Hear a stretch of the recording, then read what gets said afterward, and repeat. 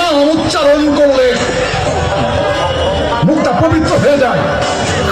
বেগম খালেদা জিয়া আমাদের নেতা শহীদ রাষ্ট্রপতি জিয়াউর রহমান শুধু বাঙালি জাত না, বাঙালি সহ 55,126 বর্গ মাইলের মধ্যে যতগুলো জাতি বাস করে, যারা বাংলাদেশী জাতির পরিচয় বহন করে, যারা নিজেদেরকে বলে বাংলাদেশী হিসাবে পরিচয় দেয় যারা, তাই সেই বৃহৎ জনগোষ্ঠীর জাতির পিতা, বাংলাদেশী জাতীয়তাবাদের জাতির পিতা।